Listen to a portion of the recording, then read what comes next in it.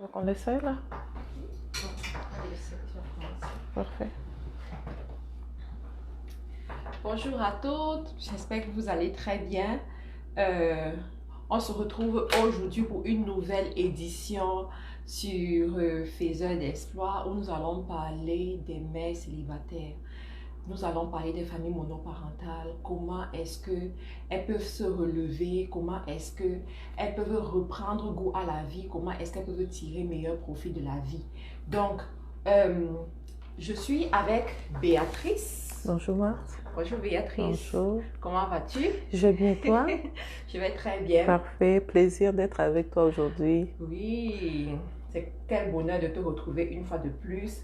Donc Béatrice est là. Béatrice va nous dire comment est-ce qu'une maman seule, une mère célibataire peut se remettre en fait à nouveau à aimer. Donc Béatrice, dis-nous, je crois que tu as une petite histoire à nous raconter par rapport à ça. Oui, exactement, Marthe. Et comme toi et moi, nous avons des cris de femmes à cœur. Je partageais quelque chose avec toi par rapport à un sujet qu'une femme m'avait contacté. Et je te disais que ce sujet m'avait tellement touchée que je parlais de ça sur mon live hier. Et aujourd'hui, on s'est dit sûrement, il y a encore d'autres femmes qui sont des mères seules, des mamans seules avec enfants. Nous les voyons beaucoup, les mamans célibataires qui ont des difficultés à se relever. Elles ont l'impression avec les enfants, elles n'ont plus goût à un heureux mariage encore. Elles ont l'impression qu'elles ont déjà raté les bonnes choses qui sont prédestinées pour eux et que ces choses-là sont seulement pour les femmes qui n'ont pas encore fait d'erreur ou bien les femmes qui n'ont pas des enfants. Mais je dis, je ne suis pas beaucoup, je suis pas d'accord. Ok, il n'y a pas de souci. Vas-y. Le téléphone de Marthe est en train de sonner. Il n'y a pas de souci.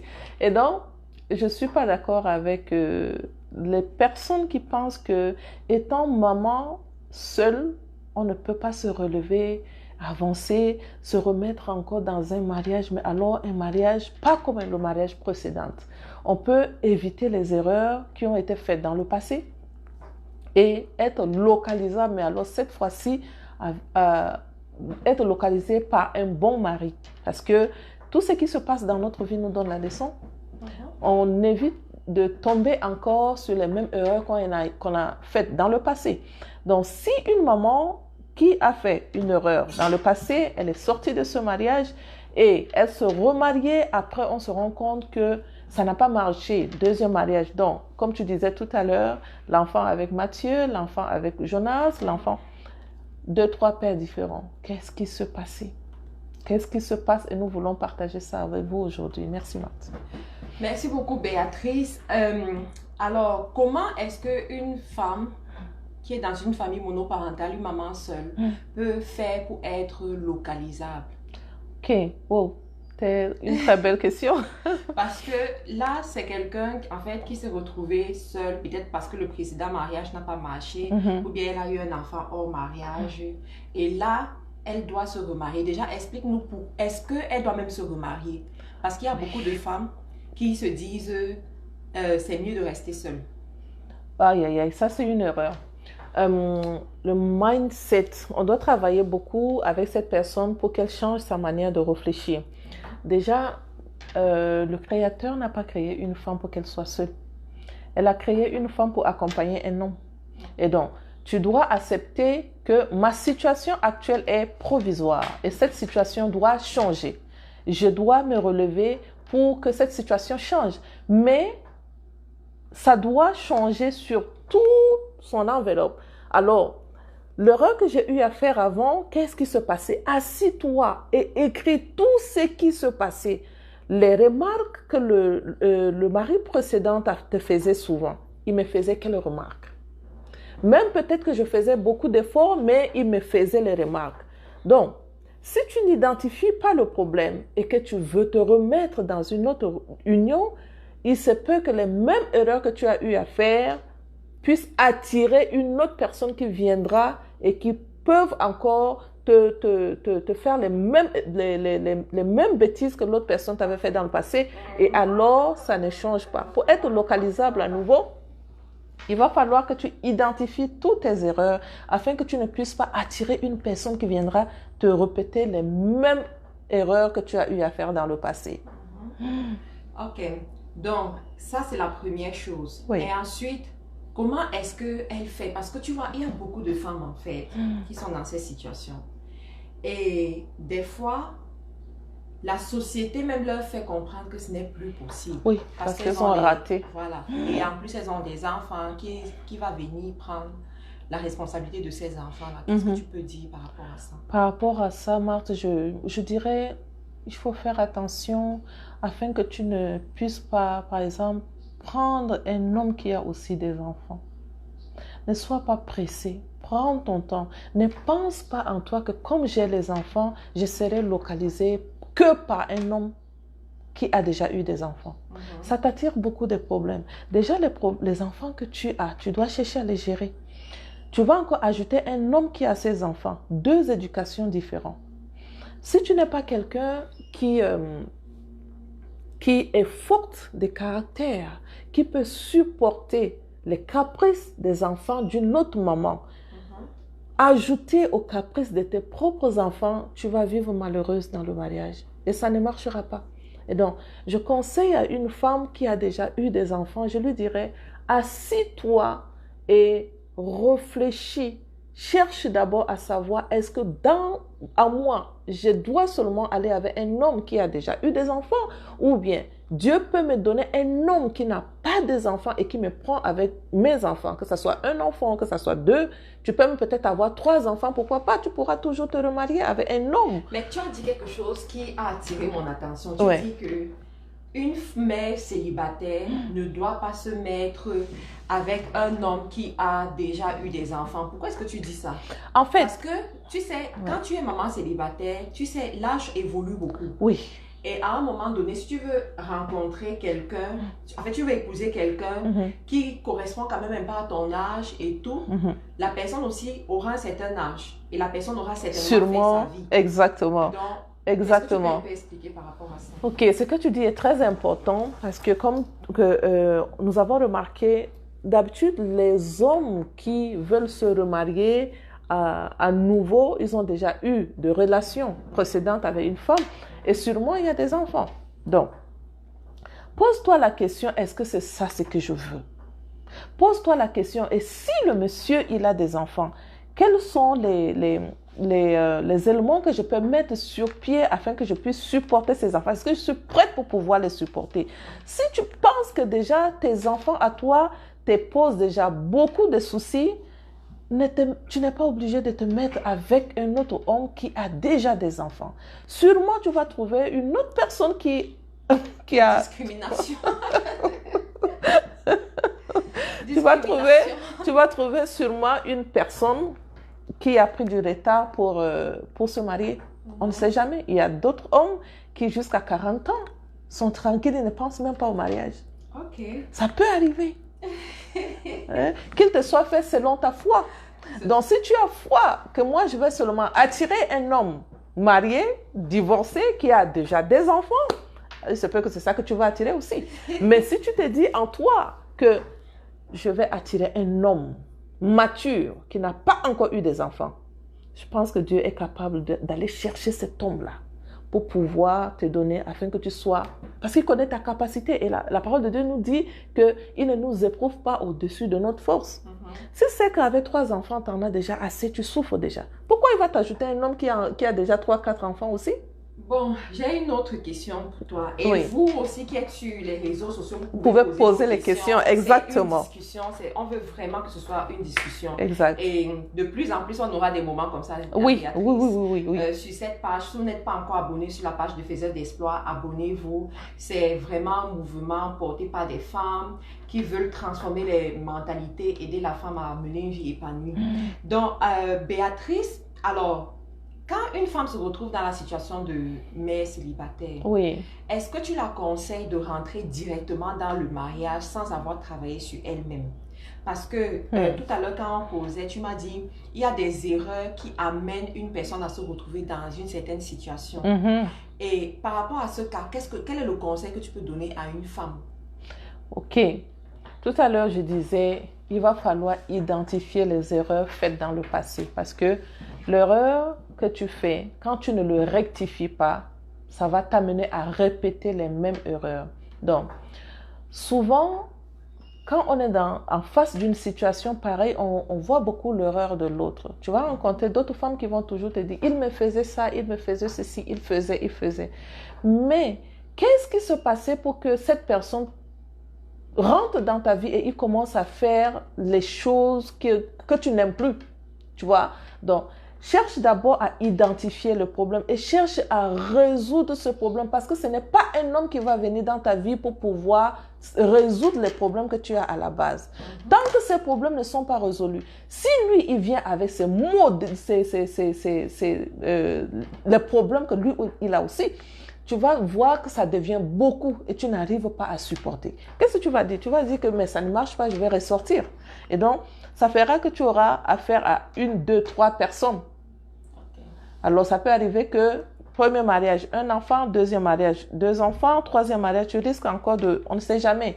Donc, cherche d'abord à identifier tes problèmes, cherche d'abord à résoudre les problèmes que tu as à la base avant de te mettre dans une autre relation à nouveau. Et ok, merci beaucoup pour ces conseils. Et qu'est-ce que tu dirais par rapport aux enfants? Parce que lorsque une femme a déjà des enfants, son comportement change, ça c'est sûr. Oui, ça c'est sûr. Mais comment est-ce que cette maman célibataire va faire pour se positionner avec ses enfants pour se marier? Voilà, une très belle question aussi, Marthe. Toi, tu sais déjà que tu as les enfants. Tu te prépares déjà, même avec mes enfants, je peux encore refaire une autre vie. Tu commences à parler à ces enfants, tu commences à les éduquer que maman ne va pas continuer à rester seule. C'est sûr que Dieu vous enverra un autre papa qui va vous aimer de la même manière que votre père. Il ne faut jamais mettre dans la tête d'un enfant son papa est une mauvaise personne. Jamais. Là, tu ne l'aides pas. Cet enfant, tu es en train de le préparer à ce qu'il soit une mauvaise personne et blesser aussi d'autres femmes. Prépare toujours cet enfant. Ce n'est pas parce que votre père n'est plus dans notre vie qu'il est une mauvaise personne. Papa n'est pas là, mais maman est appelée à refaire sa vie. Donc, vous aurez un autre père qui vous aimera comme ses enfants. Nous allons refaire une autre famille et vous aurez sûrement à débuter une autre vie, mais sachez que nous serons avec le nouveau papa comme quand on était avec votre papa à vous. Et tu vas voir la manière dont tu le prépares, tu leur parles, tu vas les amener dans une autre relation, mais vous allez toujours vivre heureux. Ce n'est pas la fin du monde pour une femme qui a des enfants. Non, c'est une bénédiction. Et ça dépend de l'éducation que tu as donnée à ces enfants-là. De la même manière que ces enfants ont du respect pour leur père qui n'est plus dans ta vie, mais qui reste toujours dans leur vie à eux. C'est la même chose que tu vas aussi les amener à respecter ton mari. S'ils ont une idée que leur papa n'est pas une bonne personne, c'est la même idée qu'ils auront de ton mari. Mais j'ai une question par rapport à ça. Et qu'en est-il lorsque le père des enfants, le géniteur des enfants, n'est pas une bonne personne? Disons qu'il a une mauvaise influence sur la mère et sur les enfants. Oui. Parce qu'il y a des cas comme ça. Il y en a. Il faut pas mêler les enfants à ça. Il ne faut pas, même si tu sais que le papa est un mauvais géniteur, il n'est pas une bonne personne, ne mêle pas les enfants à ça. Pour les enfants, leur papa est une bonne personne. Pour les enfants, leur papa est une bonne personne. Tu les amènes toujours à considérer leur père, à avoir du respect. Je comprends qu'il faut éduquer les enfants à respecter les adultes et à respecter leur père également. Oui. Mais est-ce que tu dois accepter la présence de ce père-là dans la vie de l'enfant? Marthe, ça c'est un peu compliqué. Parce que c'est le cas que beaucoup de femmes vivent. Moi, j'ai eu, par exemple, à causer avec une femme qui disait que le père de l'enfant, en fait, veut être proche de l'enfant.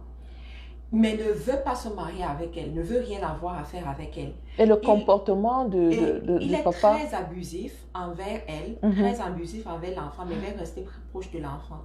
Et du coup, les gens qui les voient ensemble, parce qu'il vient chercher l'enfant, l'accompagner, jouer et tout, les gens qui les voient ensemble se disent que c'est son mari à elle. Waouh! Et Bien pourtant, sûr, ils ne sont plus pourtant, mariés. ils ne sont pas mariés. Pourtant, il ne veut même pas avoir quelque chose avec elle. Mais il est extrêmement présent dans la vie de l'enfant et dans sa propre vie. Parce qu'elle vit avec l'enfant et l'enfant est tout le temps avec son père aussi. Là, c'est un peu difficile parce que déjà, s'il il est trop présent dans leur vie encore, la femme risque de ne pas être localisable parce que chaque homme qui viendra vers elle verra que, mais non, il a une personne, il y a quelqu'un dans sa vie. Pourquoi ne pas chercher carrément à déménager même de sa ville et chercher à aller ailleurs? Voilà, c'est pour ça que je pose la question de savoir, quand on se retrouve dans ce cas, est-ce qu'il faut continuer à laisser cet homme rentrer dans la vie de la femme? Je pense que quand c'est déjà, ça n'a pas marché, il faut complètement couper le pont. Surtout, comme tu dis, si c'est un géniteur qui n'est pas responsable, moi, je changerais carrément de ville même. Je changerais de ville. On me dira que, mais aller où? Aller où? Sûrement, il y a des gens qui vont me poser cette question, mais aller où? Mais moi, je dirais toujours, le pays est grand. Je peux par exemple décider que non, j'amène mon enfant dans une autre ville ou bien j'amène mon enfant dans un autre pays pour lui donner une autre éducation parce qu'il sera affecté par le comportement de son père et en plus la femme toi-même. Est-ce que tu vas continuer alors à rester comme ça toute ta vie? C'est ça. C'est ça. En fait, c'est l'un des problèmes que les gens rencontrent. Il y a Priscille qui dit il faut être déterminé. Il faut être déterminé. Si elle peut davantage nous expliquer pourquoi est-ce qu'elle dit. Voilà. Et que dirais-tu aussi par rapport au comportement du futur mari et les enfants de la femme? Oui. Parce qu'on a eu des bons cas et des mauvais, où le bon cas, où le futur mari en fait se comporte bien avec les enfants et tout. Quelle est la sagesse qui amène un homme à se comporter comme ça? Qu'est-ce qu'une femme peut bien faire pour s'assurer que son futur mari va bien se comporter avec ses enfants? On a aussi eu des cas où ces hommes deviennent des bourreaux pour les enfants, qui utilisent même les enfants pour manipuler la mère. Oui. En disant par exemple que de toutes les façons, avec toute ton champ de bataille ou bien avec toute ton équipe de foot là, qui d'autre va t'épouser encore? Oui. Il y en a même qui vont les hommes qui violent les filles de leurs femmes, on a vu des cas comme ça. Oh mon Dieu, c'est méchant. Dans ces situations, qu'est-ce que tu peux donner comme conseil? Parce que quand tu épouses quelqu'un, tu ne peux pas garantir vraiment comment est-ce qu'il va se comporter. Qu'est-ce que tu donnerais comme conseil? Ça commence dès déjà la base. Souvent, cette erreur-là, c'est l'erreur des gens qui n'arrivent pas à se concentrer sur leur propre vie et qui pensent que c'est une autre personne qui viendra leur donner de la saveur dans leur vie.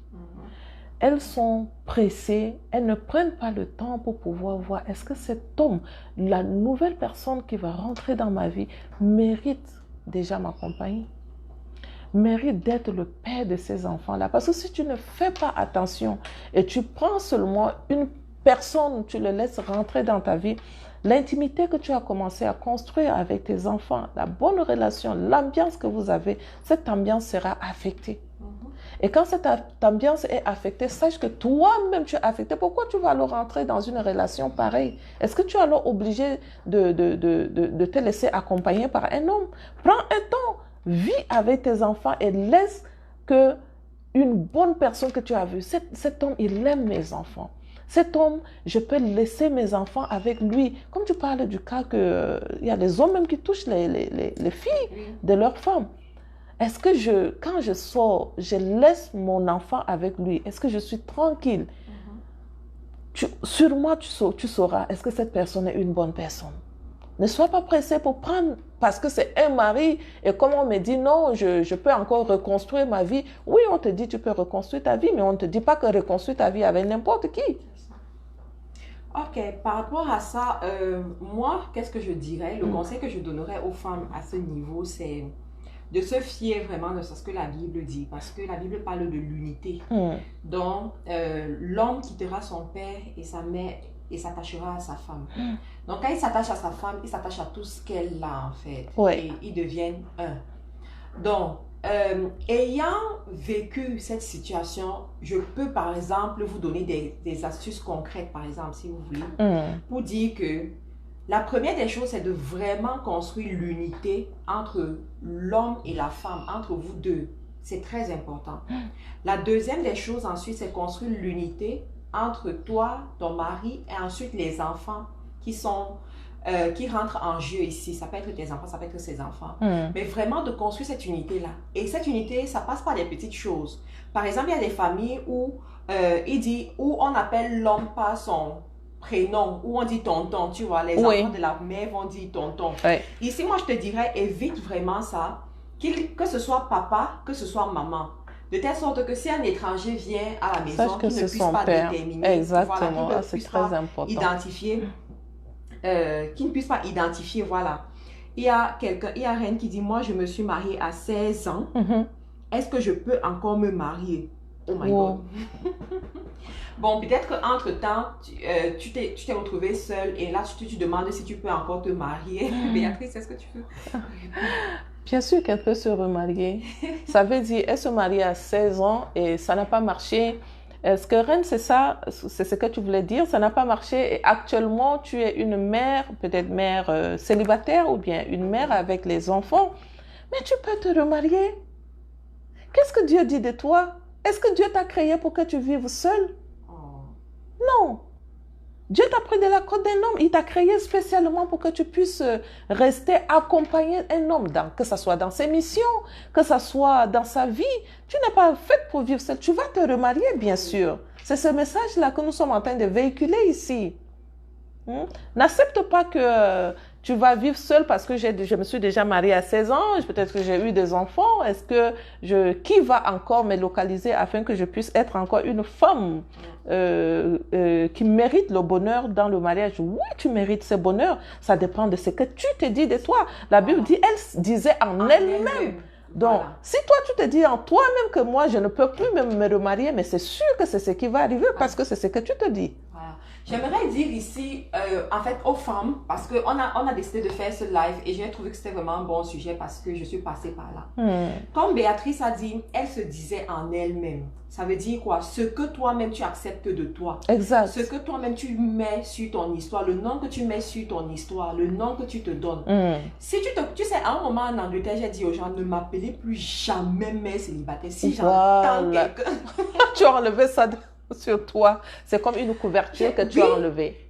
Même aux autorités. Parce que selon l'administration, c'est conçu de telle sorte qu'il y a une section pour les familles seules. Je leur ai dit, ne me catégorisez, soit vous laissez. Oui. Ne me catégorisez plus comme ça. Ah, si toutes les filles pouvaient réfléchir de cette manière. Parce que tel tu te conçois, c'est comme ça qu'on te verra également. Oui. Si tu portes une étiquette, tu portes un nom, c'est comme ça qu'on te verra. Ça commence d'abord à l'intérieur de toi. Comment est-ce que tu te considères? Est-ce que tu veux te marier? Est-ce que tu crois qu'on peut t'épouser? Ah non, même pas n'importe qui. Est-ce que tu crois qu'un véritable fils de Dieu peut t'épouser et t'aimer et t'accepter avec ton bataillon, avec ton équipe même si c'est 2, même si c'est 3, même si c'est 4. 5, même si c'est 10, il y a quelqu'un qui va t'accepter. Donc, ça commence par la transformation intérieure. Exactement. Voilà. Mais à côté de ça, Béatrice, j'aimerais poser une question. Est-ce que tu crois que l'état physique compte dans le processus du mariage d'une mère seule? Parce que... Oui. En connaissant vraiment ces cas, ce sont des situations où tu te retrouves et des fois, tu te laisses tellement aller, le syndrome de la mère seule, où tu te laisses tellement aller, tes enfants constituent ton univers et tu te dis qui me voit. Tes enfants constituent vraiment ton univers. Tu commences à ne même plus t'habiller, que tu sois attirante. Tu commences plus à te faire pimpante comme quand tu étais dans ta jeunesse. Mais ton premier mari, quand il t'avait vu comment? Il t'avait vu, tu étais belle et tu l'avais attiré. Mais maintenant, tu peux encore l'attirer. Avec tes enfants, ils voient même déjà, les gens voient la relation que tu as avec tes enfants. Cette relation même peut attirer un homme à dire, la manière dont cette femme se comporte avec ses enfants, je m'en fous, mais j'aimerais avoir une femme comme ça dans ma maison. Oui. Ah oui, moi je dis souvent ça aux femmes que avant qu'on ne sache que si tu es gentille, si tu te comportes bien, tu es respectueuse, on regarde d'abord ton physique. Oui. D'abord ton physique. Quand tu es maman seule, excusez-moi, quand tu es maman seule et que tu aimerais te marier, l'une des choses que tu dois prendre en considération, c'est ta présentation physique. Exact. Lorsque tu sors, parce que beaucoup d'entre elles se disent, tout ce que j'ai à faire, c'est aller accompagner l'enfant, aller faire mes courses, aller à l'église le dimanche, et puis that's it. Non, pendant même que tu vas accompagner l'enfant à l'école le matin, il y a quelqu'un qui te voit. Oui. À l'église, là, même si c'est dans une assemblée de 10 personnes, il y a quelqu'un qui te voit ou bien quelqu'un qui connaît quelqu'un et tout et qui va te recommander. Donc, très important, mets ton rouge à lèvres, ma soeur. Mets ton déo, ton parfum. Habille-toi. Si tu aimes porter les talons, porte les talons. Si tu aimes porter les ballerines comme moi, mets les belles ballerines. Ne t'inquiète pas. Quelqu'un va te rencontrer, quelqu'un va t'identifier, va dire waouh. Parce que qu'on ne se trompe pas, les hommes c'est le visuel, c'est le physique, c'est ce qu'ils voient d'abord. Donc, faites très attention à ce niveau-là. Et il y en a parmi, tu vois, qui sont déjà à un certain âge. Par exemple, moi j'ai rencontré des femmes qui sont peut-être divorcées, ont atteint peut-être plus de la quarantaine et veulent se marier, tu vois. Plus de 40 ans, plus de 45, 50 ans même, et veulent se marier, c'est tout à fait normal. C'est normal. Et à cet âge, elle se demande que, mais non, ma soeur, non. J'ai vu aussi une jeune fille qui disait que sa mère a plus de 50 ans s'est mariée à un homme riche, millionnaire, en France. Elle était comment? Est-ce qu'elle se laissait aller dans des habits, de gros habits? Et elle disait justement que l'une des choses qu'elle reconnaît à sa mère n'a pas un caractère si fameux que ça, mais sa mère est une belle femme, belle dame. Sa beauté a compté. Belle dame, oui mes soeurs, ne nous trompons pas par rapport à ça. Si tu as l'intention, maman seule, de frapper à l'œil, comme on dit souvent au Cameroun, ma chérie, prends soin de toi. Prends soin de ton physique, prends soin de ta présentation. Mets les couleurs, que quand tu t'habilles là, ce sont les couleurs, tu vois, qui sortent. Surtout celles qui sont en Europe. Et je vais m'arrêter ici pour parler à celles qui sont en Europe. Avec le climat, l'hiver et tout, ça nous pousse très souvent à rester dehors. Ne vous trompez pas avec les sites de rencontres, parce que dernièrement, on a eu une discussion comme ça. Qu'est-ce qu'on pense des sites de rencontres et tout. Ne nous trompons pas par rapport à ça. C'est le contact physique qui compte. C'est l'homme qui trouve la femme. C'est pas la femme qui trouve l'homme. Quand tu vas sur le site de rencontre, Béatrice, qu'est-ce que tu penses des sites de rencontre en attendant? Si je te donne mon idée sur le site de rencontre, tu diras que me mentir. Je dis, qu'est-ce qui se passe avec les femmes? En tout cas, moi je reviens toujours dans la parole de Dieu. La Bible me dit, Adam le voit et il le reconnaît. Sur le site de rencontre, là, il te voit. Il voit ta photo. Il a vu ton physique. Il a vu c'est qui. C'est ça. Site de rencontre. Et après ça, vous allez vous découvrir après. Ah, je l'ai vu, sur la photo, il était comme ça. Mais sur le site de rencontre, quand je l'ai vu en physique, il était gros. Je n'aime plus. Toutes ces pertes de temps-là, c'est quoi? Tu ne peux pas te concentrer, mais alors demander sincèrement à Dieu. Je sais que tu as créé un homme spécialement. Parce que tu ne m'as pas pris de l'arbre. Tu m'as pris d'un homme. C'est qui mon mari? Voilà. Donc, c'est vraiment très important, cette partie-là. Et on revient encore sur le physique, comme avec les petites astuces que je vous donnais. Les couleurs sont très importantes, ton parfum est très important. Il y a des femmes qui m'ont par exemple dit, Matt, à travers mon parfum, on peut me reconnaître. Oui, bien sûr. Et comme tu dis, à travers le parfum, sur les réseaux sociaux ou bien sur les sites de rencontres, ils sentent ton odeur. Il ne sent pas, justement. Donc, il y a tout ça que tu dois mettre en œuvre. Ensuite, il y a ton comportement. Je disais aux femmes l'autre jour que quand je parle du syndrome de la mère célibataire, c'est vraiment tout un caractère qu'elle a, toutes des choses qui l'identifient. Et je sais très bien de quoi il s'agit parce que je suis passée par là, comme je vous disais. Une mère célibataire, en fait, elle veut tout contrôler. Parce qu'elle est, en fait, elle est seule, quoi. Elle est appelée à tout contrôler, à contrôler la maison, contrôler les finances, contrôler les enfants et tout. Et parce qu'elle se met à tout contrôler, elle se construit une carapace sans s'en rendre compte. Elle devient tellement inaccessible. Elle devient tellement braquée, tellement forte que toute personne qui rentre en contact avec elle se rend compte de ça. Oui. Y compris les hommes, y compris ceux même qui sont appelés à l'épouser, en fait, l'homme qui devrait l'épouser normalement. Mais il se trouve que dans le processus du mariage, il faut comprendre l'homme. L'homme, sa nature, c'est le conquérant. Sa nature, c'est le protecteur. Sa nature, c'est vraiment la personne qui va venir protéger et garder comme il faut. Maintenant, quand il se rend compte que c'est toi qui joues le rôle, c'est pour ça qu'il y a des hommes qui disent qu'elle est un homme et elle n'a plus besoin d'homme. D'un homme. J'ai trouvé ça. Oui, oui. J'ai trouvé ça dans mes formations que je fais souvent. Mais je dis à cette fille, je dis, qui peut te prendre comme une femme? Parce que là, ton comportement est comme un homme. Tu te rends compte ici que la manière dont tu réfléchis, tu ne peux même pas laisser un homme mettre un mot sur ce que toi tu fais. Parce qu'il trouve que ici tu es un homme. Il ne peut pas. C'est ça. Ça demande que tu travailles ton comportement, ton caractère pour que si cet homme-là, il vient, il voit qu'il a encore sa place. Voilà. Et je dis souvent aux femmes, gardez votre fragilité. L'homme s'attache à la femme fragile. Je n'ai pas dit faible, mais fragile. Ça veut dire quoi? Tu dois lui montrer à un moment donné que tu as besoin justement de ce protecteur. Il doit jouer son rôle de protecteur. Et il y a un pasteur un jour qui disait que lorsqu'il a rencontré sa femme, elle était vraiment du genre bonne à tout faire. Du genre, si on dit qu'il y a un trou quelque part et quelque chose est jeté dans le trou, c'est elle qui va sauter. Wow. C'est-à-dire qu'elle va laisser tous les hommes qui sont là et elle va se jeter dans le trou pour résoudre le problème. Et un jour, il lui a dit, non ma chérie, tu n'as pas à faire ça. Tant que je suis là, c'est moi qui dois jouer ce rôle, c'est moi qui dois faire ces choses-là. Reste tranquille, je veux juste que tu t'occupes de toi, que tu sois tranquille, que tu sois douce, elle a la chance de trouver même une personne comme ça. Voilà, et tout. Mais c'est ça l'homme, et c'est ça l'homme que Dieu veut pour toi. C'est un homme qui doit te reconnaître dans cette splendeur, qui doit te reconnaître dans ce caractère et qui va t'aimer comme ça. Moi, je te coupe pas la parole. Cet aspect-là, ça se passe aussi avec même les jeunes filles qui ne sont pas des mères. Des mères, voilà, célibataires. Puis, elles ont l'impression en faisant ça, l'homme verra en elle une femme forte, une femme qu'elle va marier. Ce n'est pas ça, hein. Ce n'est pas ça. Lui, il ne veut pas que tu sois là pour commencer. Il y en a qui prouvent à un homme, je vais payer le loyer, je vais te conduire. Surtout les femmes entrepreneurs, celles qui ont l'argent. Oui. Ça, c'est une erreur. Laisse-lui sa part de responsabilité. Ce n'est pas une femme qui paye le loyer. Non, je dis non. Tu me prends, tu payes le loyer. Moi, je peux m'occuper de ma cuisine.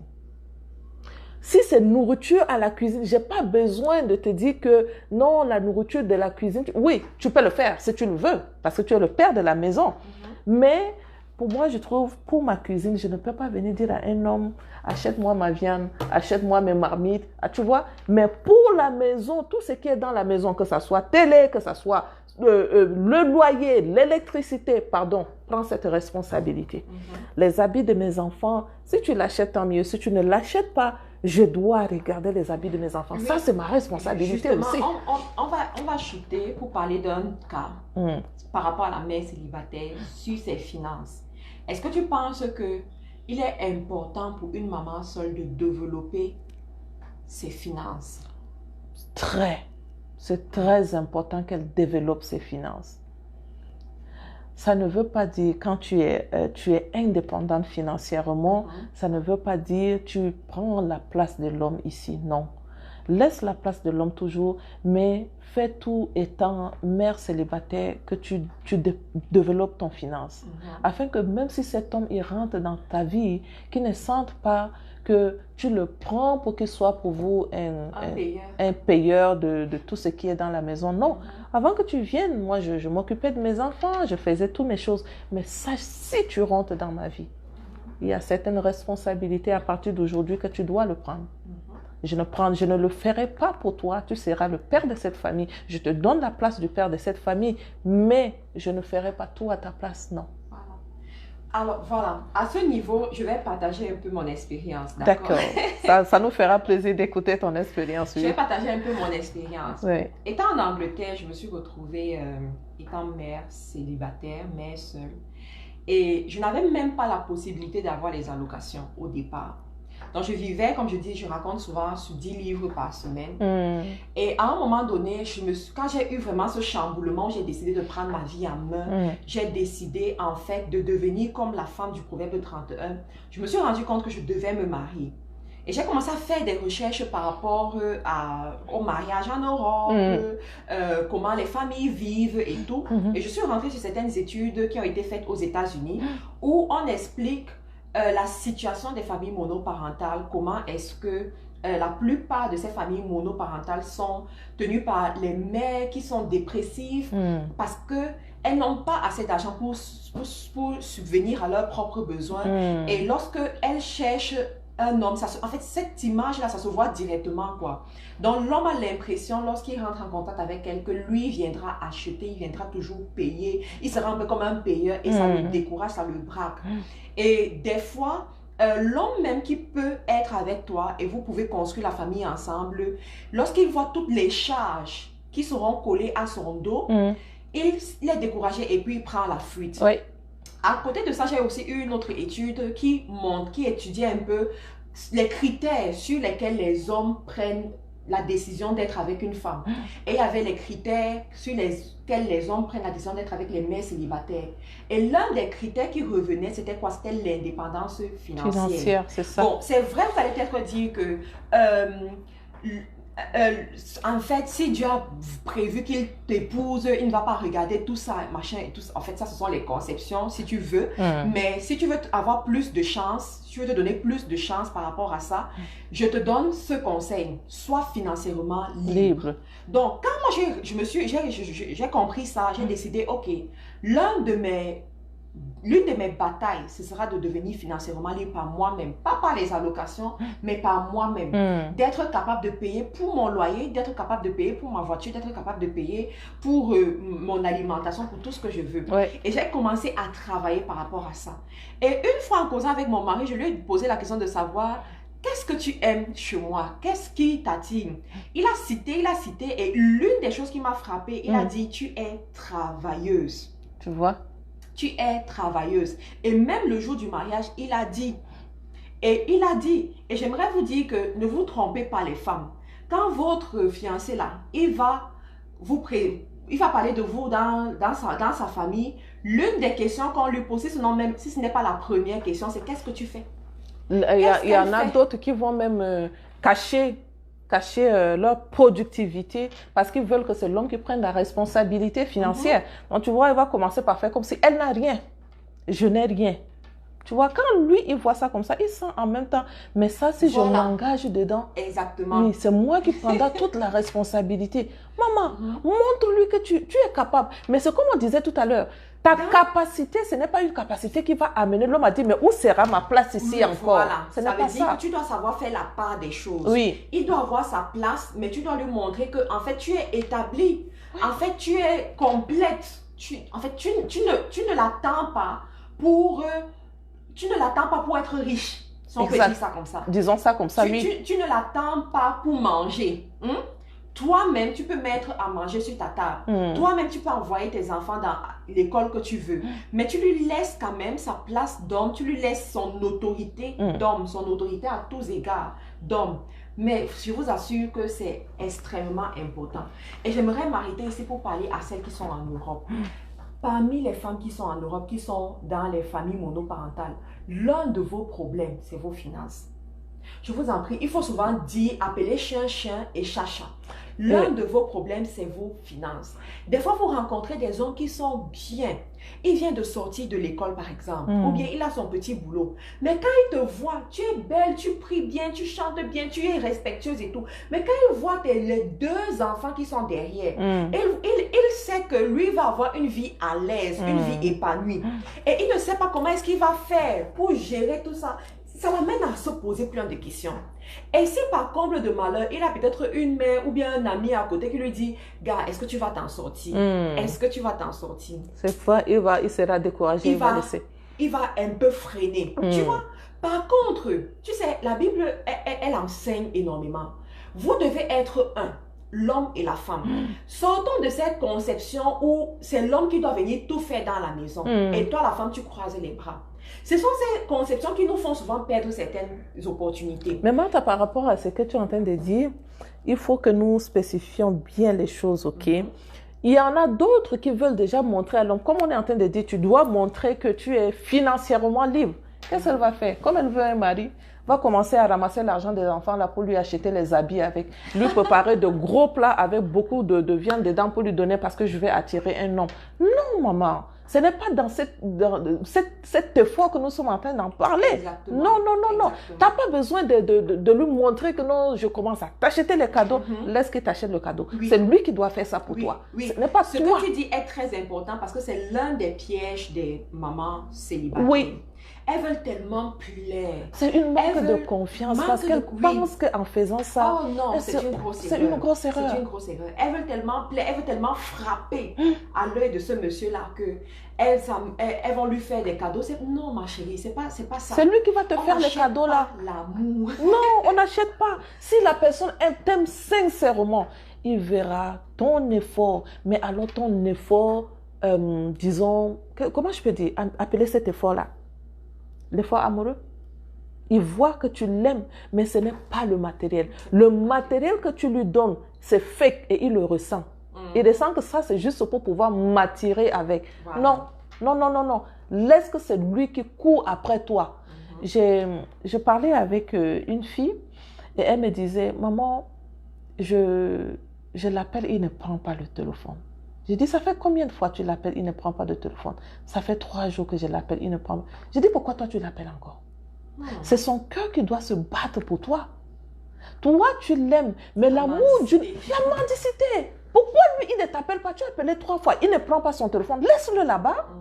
Il doit comprendre que c'est lui qui court après toi. Toi, tu ne cours pas après. S'il ne t'appelle pas, laisse-le dans son coin. Si tu n'achètes pas de cadeaux, toi, n'achète pas.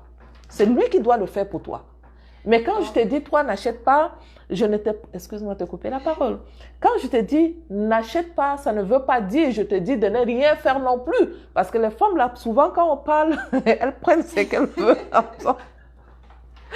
Quand je te dis, n'achète pas, ça ne veut pas dire, ne lui offre pas un cadeau. Okay? Mais pas les cadeaux répétitifs, les choses chères qui vont l'amener à ressentir, mais elle veut acheter mon amour ou bien c'est quoi? Non, fais attention à ça. En fait, une fois ma mère m'a dit, l'homme doit t'aimer plus que toi tu ne l'aimes. C'est vrai.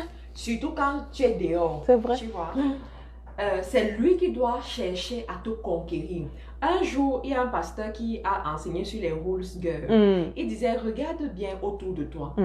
Femme, tu vas te rendre compte que celui que tu ne veux pas, c'est lui qui vient davantage vers toi. Et c'est vrai. Mais celui que tu veux, c'est lui qui te fuit. Pourquoi? Parce que l'amour, ce sont les lois de l'amour. L'homme, c'est un chasseur. L'homme veut être cette personne-là qui vient te suivre, cette personne qui vient te conquérir. Il veut savoir que oui, j'ai réussi à l'avoir. Même quand tu es maman célibataire, ne sois pas distraite ou bien ne sois pas intimidée par le fait que tu as des enfants, tu as été divorcée ou bien que tu as un passif en amour. Non, ça c'est rien. Regarde l'histoire de Meghan.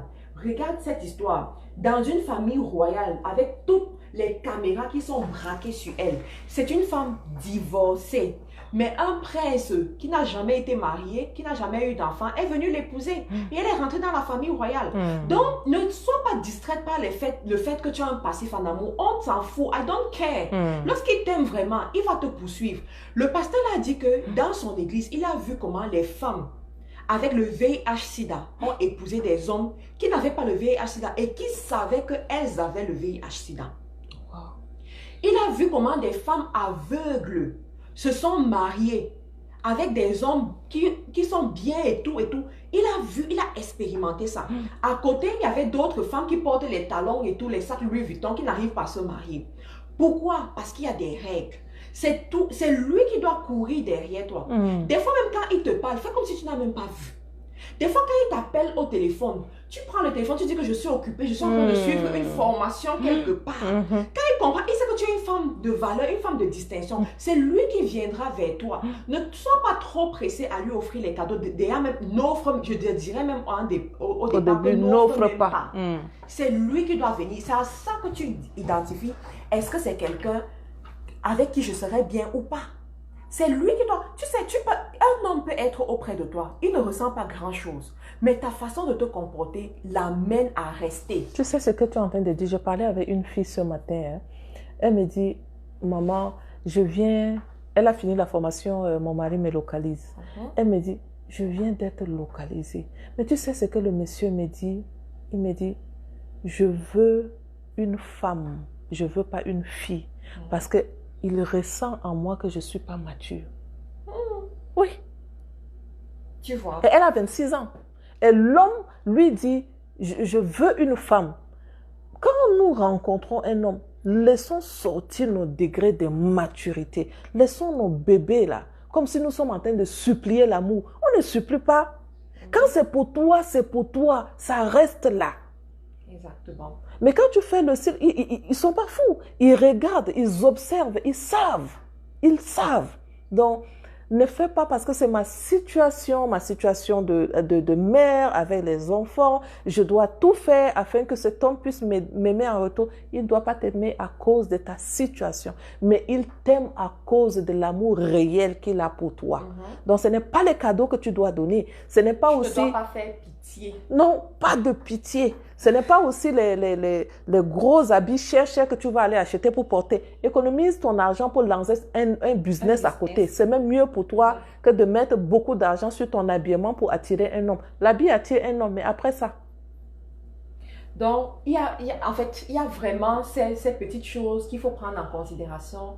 Lorsque tu es une maman et que tu veux te marier, tu veux rencontrer cet homme qui va vraiment t'aimer.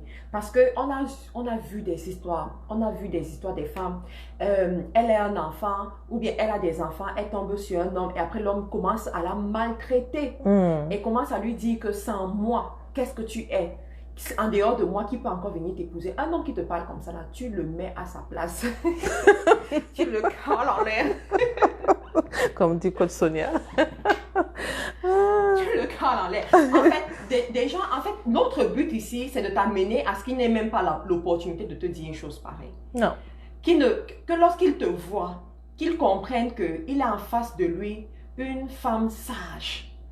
Et la femme sage, ça se voit sur son physique, sur son caractère, sur son pouvoir financier. Parce que la femme du Proverbe 31, c'est une femme financièrement équilibrée. Et moi, personnellement, j'aimerais insister dessus. Je vous en supplie. Je parlais ici aux femmes qui sont en Europe pour dire que les femmes qui sont en Afrique encore, ça peut aller. En Afrique, quand tu es une femme, ta pauvreté n'est pas vraiment trop mise en exergue parce que tes oncles peuvent t'aider, ta mère peut t'aider, des gens de ta famille peuvent t'aider. Tu peux aller dans ton champ, tu fais ta petite culture et puis tu réussis à manger chez toi. Mais lorsque tu es en Europe, c'est encore amplifié.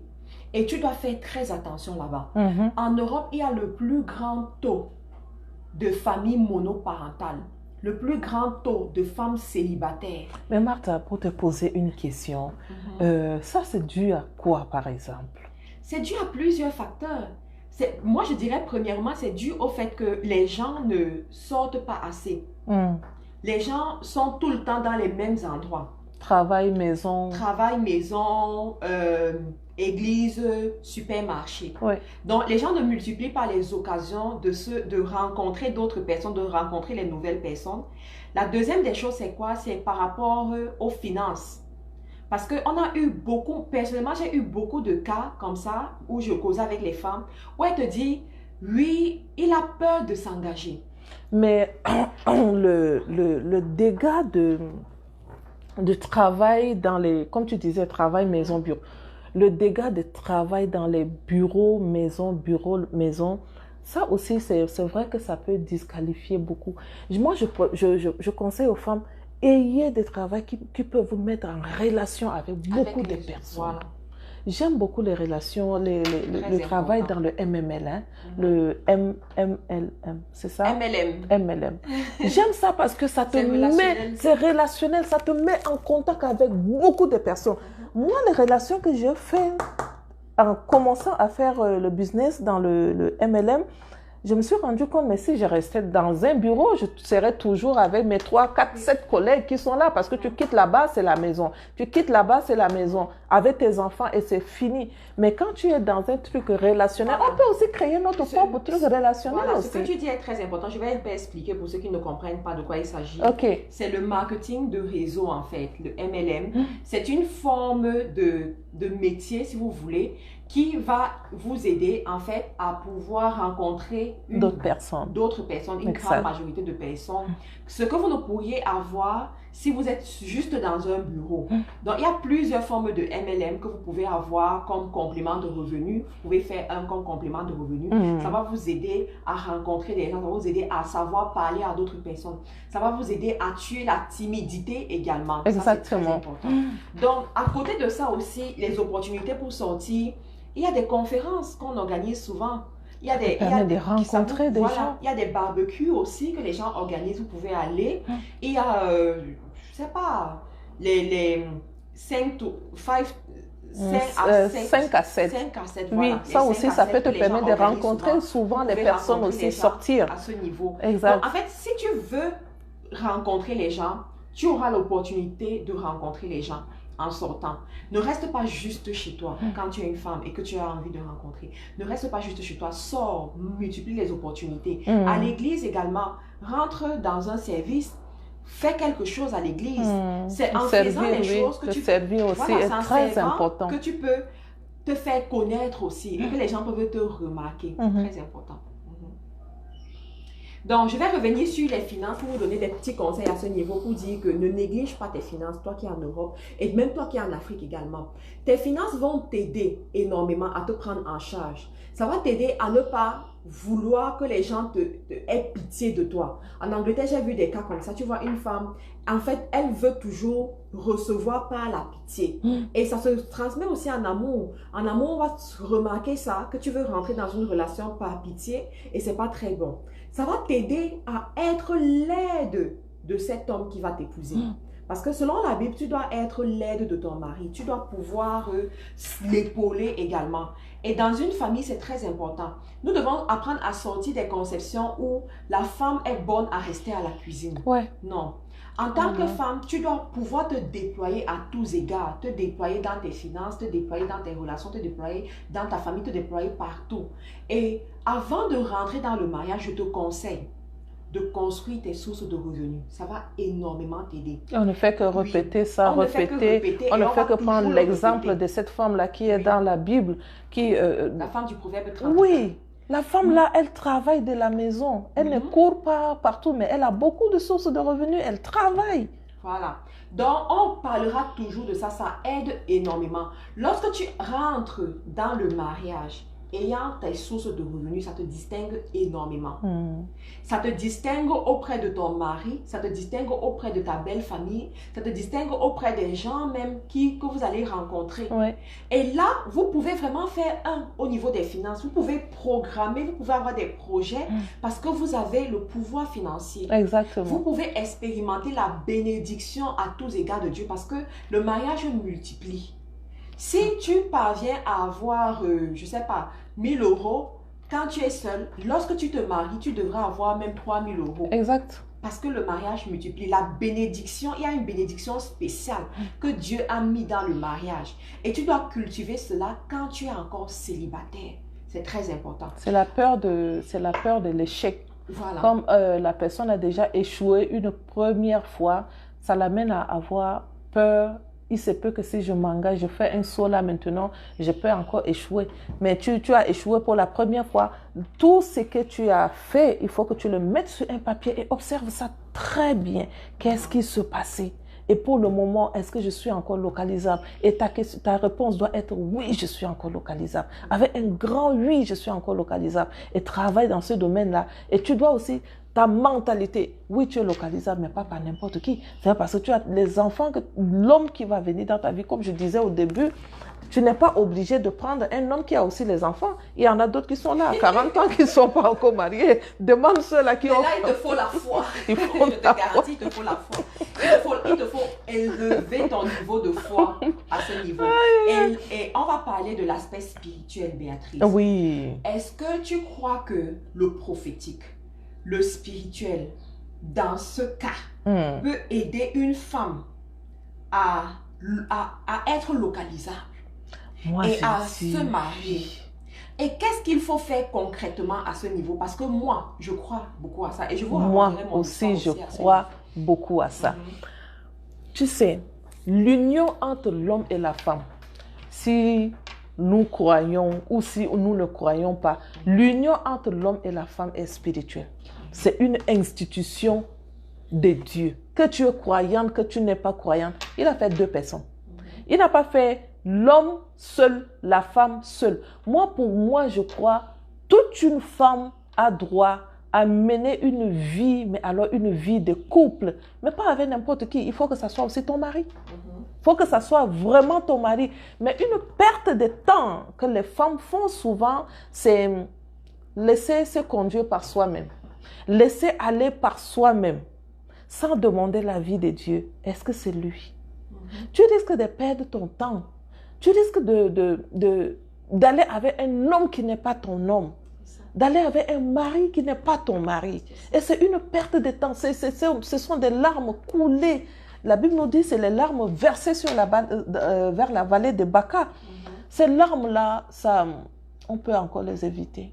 Si on se concentre sur notre Créateur, si on se concentre à demander sincèrement, je mérite le meilleur. Ton plan pour moi, c'est le plan de bonheur. Je mérite que tu me donnes cet homme qui m'est vraiment prédestiné. Je crois que c'est possible, Marthe. Ça dépend de la manière dont tu parles aussi à Dieu dans ce domaine-là. Agathe dit de regarder la caméra comme ça. Ah, parfait, Agathe. Merci beaucoup. Ça dépend de la manière dont tu parles aussi à Dieu dans ce domaine-là. Tu viens, tu commences à prier, tu lui dis, je veux un mari. Tu vois, je pense que je suis à l'âge de me marier, je veux que tu me donnes mon mari. Matin, midi, soir, je veux que tu me donnes mon mari. Ta relation avec le Seigneur, est-ce que ça te permet qu'il te donne un mari? Ta relation avec le Seigneur, ta Bible est fermée pendant une semaine.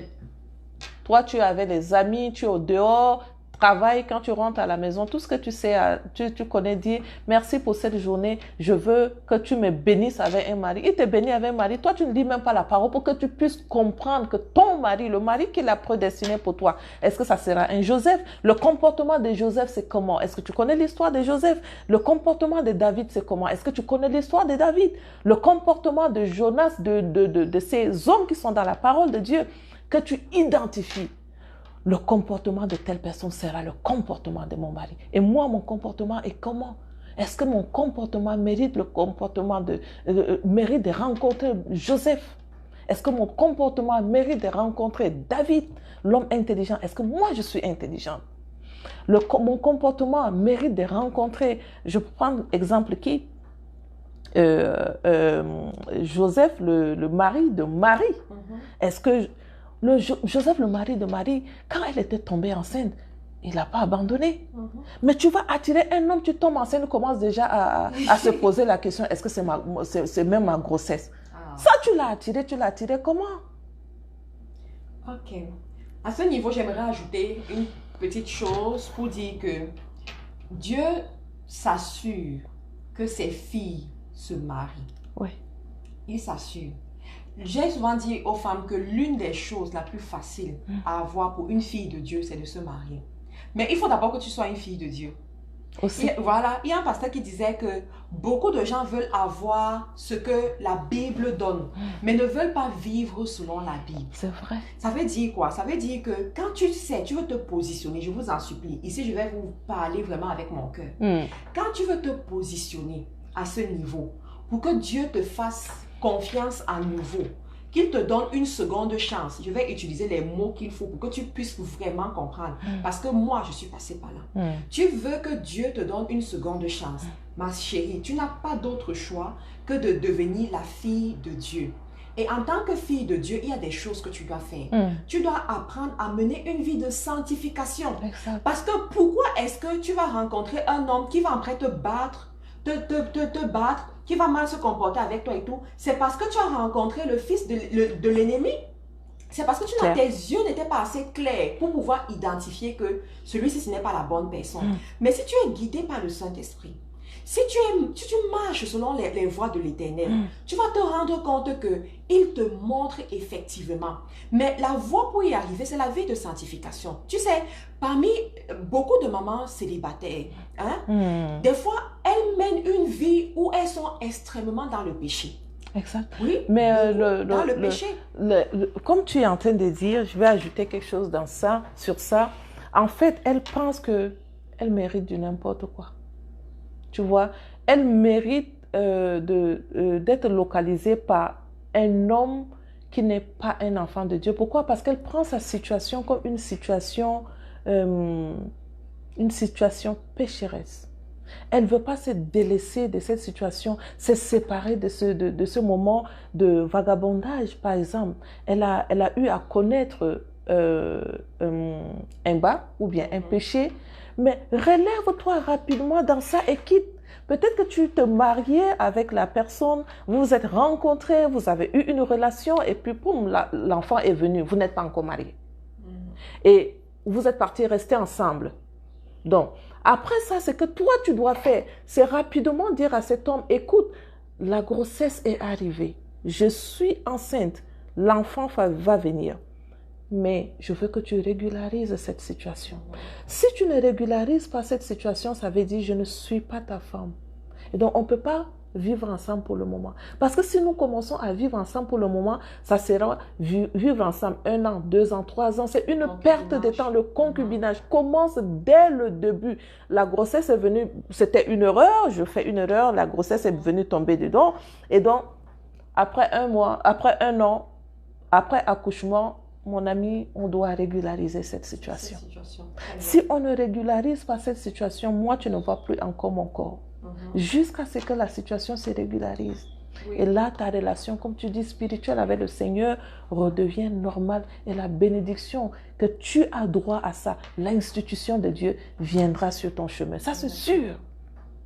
Exactement. Sinon, ça sera séparation et mère monoparentale toujours. Et encore. Donc, c'est très important à ce niveau. Parce que moi, par exemple, quand je traversais cette situation, Dieu m'a interpellée sur beaucoup de choses, en fait. Sur mon caractère, sur mon comportement, sur mes pensées. Sur mes pensées également. L'un des brisements que j'ai eu à avoir, c'était vraiment de sortir de la vie de pécheresse, la vie où tu es ancré dans le péché, tu vis dans le péché. Tu es confortable. Aller dans la sanctification. C'est dans la sanctification que Dieu commence à te parler sur toi-même, sur ton caractère, qu'il commence à te parler sur les choses que tu dois détruire. Par exemple, c'est quand je me suis placée sur le chemin de la sanctification que Dieu a attiré mon attention sur les autels de famille. Oui, parce que tu étais attentive, tu écoutais. Voilà, je vous assure, c'est très important, toutes ces petites choses-là dont on ne parle pas souvent. Donc, dans ma famille, par exemple, les femmes ne se marient pas. Si elles se marient, même elles font des mauvais mariages, c'est juste la dot. Chez nous, la dot fait état de mariage. Donc, c'était cet engrenage, ce cercle vicieux qui était dans la famille. Et je ne savais pas que c'était un problème. Je ne savais pas que à cause de ça, ta vie peut être bloquée. Oui. Je ne connaissais pas les hôtels de famille. Je ne connaissais pas les réclamations de famille. Oui. Mais c'est quand je décide de mettre ma vie à part et d'écouter que le Saint-Esprit commence à mettre le point sur les problèmes qui sont autour de moi. Et c'est à ce moment que je me lève contre les hôtels de famille. Je vais en guerre contre les hôtels de famille. Il faut savoir ici que tu ne peux pas aller en guerre contre les hôtels de famille si tu ne mènes pas une vie de sanctification. Exactement. Sinon, tu ne pourras pas. Tu vis peut-être dans la masturbation, tu vis dans les concubinats, tu vis dans ceci et tout et tout. Et tu veux aller en guerre contre les autorités avec quelle arme établies. C'est pas possible. Pas. C'est pas possible. Moi, la femme qui me guidait à cette période, ce que j'appelle ma mère spirituelle et que j'aime beaucoup, cette femme, elle m'a dit, Marthe, est-ce que tu es prête? Est-ce que tu es prête à changer de vie? Ça s'appelle naître de nouveau. Oui. Oui. Parce qu'il y a beaucoup ici, par exemple, oh, je suis baptisée, mais tu n'es pas né de nouveau. Tu n'as pas abandonné la vaine manière de vivre. Donc, elle m'a dit, est-ce que tu es prête? Parce que ça ne sert à rien de faire, de couper les liens d'âme, de faire la réquisition divine, où tu sors des hôtels de famille, des réclamations de famille, et tu continues à mener ta vie de péché. Tu ne peux pas. Parce que la Bible dit que quand tu chasses l'ennemi et que tu ne gardes pas la maison propre, il revient avec 7 autres plus forts. Ça veut dire que ta condition sera pire que ta condition passée. Elle m'a demandé, est-ce que tu es prête? J'ai regardé ma vie. Est-ce que je suis fatiguée de ça? Je suis fatiguée de vivre comme ça. Je suis fatiguée de tourner en rond. Je veux avoir une vie épanouie. Je veux aussi sourire comme je vois les femmes sourire là. Je veux être à l'aise comme je vois les femmes être à l'aise. Je suis fatiguée. Elle m'a dit, tu vas apprendre à marcher selon les principes de Dieu. Tu vas apprendre à rejeter le péché, à sortir de la vaine manière de vivre. C'était difficile. Surtout quand tu as déjà pris le rythme. C'était compliqué. J'ai dit, je suis prête. Je suis prête. La vie de sanctification est très importante. C'est là où Dieu va commencer à te montrer. Et je te posais une question. Est-ce qu'après, elle t'avait accompagné ou bien comment tu as fait pour te laisser guider? Voilà. Comment j'ai fait? Elle m'a accompagnée. Elle m'a dit, il y a un processus. Tu vas lutter contre les hôtels de famille dans la maison de ton père, dans la maison de ta mère. Ensuite, tu vas couper les liens d'âme. Parce que quand tu vas avec un homme, se crée des liens. Martha, ce que tu dis c'est très profond. J'aimerais que tu nous parles, comme parce que je suis avec d'autres personnes là aussi. J'aimerais que tu nous parles un peu. Quand tu dis les hôtels de famille, explique-nous ça un peu, s'il te plaît. Il faut savoir qu'une famille qui n'est pas née de nouveau a des hôtels. Les hôtels de famille, ce sont les contrats qui sont légaux, parce qu'il y en a qui vont dire que je suis née de nouveau, ça ne peut plus m'atteindre, you are lying, tu te trompes. Donc, ce sont les contrats légaux qui ont été conclus avec les chefs de famille et qui touchent les générations. Donc, ces contrats-là, lorsqu'ils parlent dans ta vie, ils ont le droit de parler dans ta vie. Tu vas voir dans certaines familles, par exemple, la fille se comporte bien. Elle a mais le jour où elle croise un homme, c'est directement la grossesse. Tu vas regarder dans ses frères et tu vas regarder ses soeurs, tu vas regarder la lignée, tu vas te rendre compte que les femmes sont toujours avec un enfant hors mariage. Ou bien même elles restent sans se marier. C'est la patente de la famille, c'est comme ça dans cette famille. Tu vas te rendre compte que dans cette famille-ci, c'est la colère. Les gens sont colériques. Et on trouve que c'est normal. On trouve que c'est normal. Oh, tu vas expliquer que c'est comme ça que mon père était. Donc, moi aussi, c'est dans notre... Ce sont les hôtels de famille. Dans une autre famille, tu vas retrouver que c'est la pauvreté à outrance. Si quelqu'un conduit une voiture dans cette famille, cette personne, en fait, c'est sort de l'ordinaire. Il est même... Oui. On l'accuse de sorcellerie. Oui.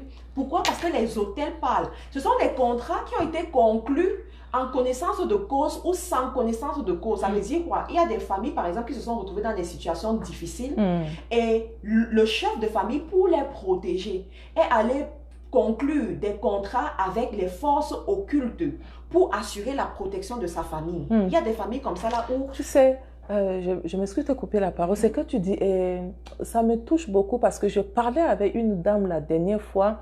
Elle me disait... Elle a cherché beaucoup des enfants. Elle cherchait, ça ne venait pas. Elle cherchait, ça ne venait pas. Et donc, qu'est-ce qui se passait? Elle était partie voir... elle a fait une pacte avec un sorcier, avec le le marabout lui avait dit, voici ce que tu dois faire, tu m'amènes un coq blanc avec ceci, cela, voilà, tu vas rencontrer un homme, tu vas tomber enceinte. Et justement, c'est ce qui se passait. Elle était tombée enceinte aussi. Maintenant, l'enfant lui donne tous les problèmes du monde. Et elle m'explique, elle me dit, Béatrice, c'est moi seule qui connais mon problème. C'est moi seule qui sais comment je vais briser cela. Cet enfant, ce n'est pas un enfant qui est une bénédiction de Dieu. J'ai dit, waouh, répète encore. Il dit, ce n'est pas un enfant que Dieu m'a donné. C'est un enfant que j'ai cherché avec la torche, j'ai cherché partout. Je suis partie chez le marabout, je sais ce que je fais. Qu'est-ce qu'il faut que je fasse de ça? J'ai dit, hein? Ça c'est une question. Tu es un enfant de Dieu, tu refuses cette situation, tu brises là où tu es parti chercher cet enfant.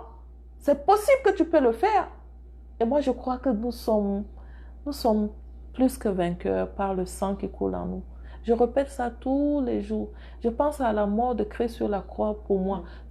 La mort de Christ sur la croix pour moi m'a donné une victoire. La victoire sur le péché. C'est ça. La victoire sur le péché. Si c'est moi seul, le péché, je ne peux pas vaincre ça. Mais la mort de Christ donne la victoire sur tout. Exactement. Très bien, merci Béatrice. Je reviens sur mon cas pour vous raconter un peu parce que certains ici, des fois même vous ne connaissez même pas la source de vos problèmes. Ouais. Des fois vous ne connaissez pas ce qui pèse sur vous. Donc, comme j'ai expliqué le cas des hôtels de famille, les hôtels qui sont dans les familles et tout, donc moi, elle attire mon attention dessus. Elle me pose certaines questions cruciales. Elle me pose certaines questions, je réponds, elle me dit, effectivement, l'esprit de célibat dans la famille et dans ma famille, Béatrice, à cette époque-là, je pouvais compter du bout des doigts les femmes dûment mariées. Parce qu'elle n'avait pas encore compris. Parce qu'il n'y avait pas. Il n'y avait pas. Et il fallait voir comment les gens souffraient. Il fallait... Mais j'ai dit non, je suis fatiguée. Elle a pris le temps, elle m'a expliqué c'est quoi les hôtels de famille. Comment ça peut détruire la vie d'une personne. Comment tu peux rester toute ta vie. Ne te laisse pas distraire par le fait que tu mettes le fond de teint américain. Le fond de teint américain est très bien, mais ça ne va pas t'aider dans l'autre là. Mais j'ai une question pour toi, Marthe. Par rapport à tout ce que tu es en train de nous expliquer, est-ce que tu prends le temps pour pouvoir former les femmes dans ce domaine pour les aider à sortir de cette situation? Parce que toi, tu le sais, mais il y en a beaucoup qui ne le savent pas. Oui. En fait, ce qui s'est passé, c'est que après mon mariage, parce que c'était toute une période de ma vie, ça a pris au moins 3 ans, 4 ans même, pour que je sorte vraiment de tout ça. Et après, Dieu a semé en moi de pouvoir aider d'autres personnes, de pouvoir parler de ça à d'autres personnes. Donc, j'ai conçu une formation qui s'appelle Danse et pas vie pour aider les gens à comprendre c'est quoi ces choses spirituelles-là. C'est quoi les hôtels de famille, comment sortir de là, comment briser ces hôtels-là définitivement dans sa vie, comment aider une femme en fait à vivre les promesses que Dieu a réservées pour elle. Et cette formation, ça commence quand encore? En fait, nous sommes en formation en ce moment et la prochaine vague aura lieu au mois de juillet. Au mois de juillet. J'espace un peu et je prends très peu de personnes parce que ce sont des formations où les gens en fait sont souvent tellement... Les révélations qu'ils ont sont extraordinaires. Dans cette formation, par exemple, on a eu une femme qui s'est rendue compte que dans sa famille, son père, son grand-père, je crois, était un chef. Et il a été enterré avec des esclaves vivants. Avec des esclaves vivants. Ça, ce sont des choses, ce sont des contrats qui vont peser sur la vie de cette famille-là. Dans cette famille, tu viendras voir les meurtres. Dans cette famille, tu viendras voir toute forme de problème où le sang coule. Pourquoi? Parce qu'il y a quelque chose qui a été fait, qui a été fait au départ. Donc, je prends la peine de leur expliquer, de leur dire comment est-ce qu'ils doivent rentrer, chercher les informations par rapport à leur vie. Parce que dans mon cas, moi, je suis rentrée, poser des questions à ma mère, poser des questions, étudier la famille, causer avec les personnes ressources. Et c'est à ce moment où on m'a donné des informations. On m'a même dit des choses, des paroles qu'on a prononcées sur nous lorsque nous sommes nés. Voici des choses qu'on n'apprend pas à l'école. Voici on n'apprend pas à l'école. Voici des choses. Nos pasteurs nous enseignent. Ils nous enseignent vraiment des bonnes choses. Mais on ne nous prend pas par la main pour nous accompagner, nous guider, nous apprendre, tel que cette femme a fait avec toi. Toi, tu as acquis des expériences dans ce domaine-là. Et c'est sûr, comme tu m'as dit tout à l'heure, tu vas lancer une formation en juillet qui pourra aider d'autres personnes qui ne comprennent pas. Moi, je suis à l'âge de me marier, mais je fais un enfant. Après, le mariage ne vient pas. Après, c'est encore un autre monsieur qui rentre dans ma vie. Après, il quitte et tout. Qu'est-ce qui se passe? Donc, moi, je dis merci à Dieu que tu es là pour pouvoir accompagner les femmes qui vivent ce genre de situation. lorsqu'on s'inscrit à l'école, l'école est payante. Et aujourd'hui, il y a toujours des formations, mais les formations sont payantes. Veut ou veut pas. Les formations seront payantes. Donc, si la personne veut changer sa vie, tu vois, il y a un exemple. Comment la personne a fait pour pouvoir changer? Approche-toi de cette personne. Paye la formation et tu verras que tu vas aussi quitter parce qu'elle va t'aider. Mais tu sais, Béatrice, à ce niveau-là, il y a quelqu'un qui m'a dit un jour que quand ça te brûle, tu cherches comment faire. Oui. Tu cherches la solution. Oui. Donc, ce sont des choses, tu ne peux pas trop parler dessus. En fait, c'est chacun qui connaît sa situation, histoire, exactement. ce qu'il traverse, s'il est fatigué de la situation ou pas. Tant que tu n'es pas fatigué, ça ne va pas te gêner. Mais quand tu es fatigué, tu voudras la solution. Et moi, c'est ce qui m'est arrivé. J'étais fatiguée. J'étais fatiguée de voir ma vie tourner en rond. J'étais fatiguée du célibat. J'étais fatiguée de la pauvreté. J'étais fatiguée de cette vie de misère. Et je voulais que les choses changent. Je suis allée à l'école du Saint-Esprit. Je suis allée pour que Dieu me brise, pour que Dieu me forme, pour que Dieu me bâtisse, quoi. Et je suis allée en guerre contre les hôtels de famille. Pour ceux qui font, par exemple, la formation, je leur raconte ce qui s'est passé. Parce que le jour où on a brisé les hôtels de famille Béatrice, il y a eu une sorcière qui est apparue de nulle part, je ne sais pas d'où. Elle était devant la voiture et elle faisait les incantations. J'ai commencé à crier. Et ma mère spirituelle m'a dit, continue à prier. Ne te laisse pas distraire. Prie juste. Et je priais intensément. Et après, on l'a cherché, on ne l'a plus retrouvé. Et tu sais ce qui s'est passé? Quand je rentre le soir, j'appelle ma mère. Je suis en Angleterre et ma mère est au Cameroun. Ma mère n'est au courant de rien. Lorsque je l'appelle, je lui dis, maman, est-ce que tu sais ce qui s'est passé aujourd'hui? Je commence à lui raconter et tout et tout. Elle me dit, quoi? Je dis oui. Elle me dit, tu sais ce qui s'est passé ici? Je dis, hein, qu'est-ce qui s'est passé? Elle me dit qu'elle ne sait pas comment ça s'est passé, mais elle s'est levée et elle a décidé de briser les crânes qu'on garde. Parce que nous, en fait, dans la culture bamileke, nous faisons le culte, en fait, nos familles en font le culte des crânes. Le culte des crânes. Et ces crânes, ce sont en fait des hôtels qu'on construit, tu vois, des hôtels. On se dit que ce sont les crânes là qui vont nous protéger, ce sont les crânes là qui vont faire des choses dans nos vies, ce sont les crânes et tout. Chez nous, ce sont les coris.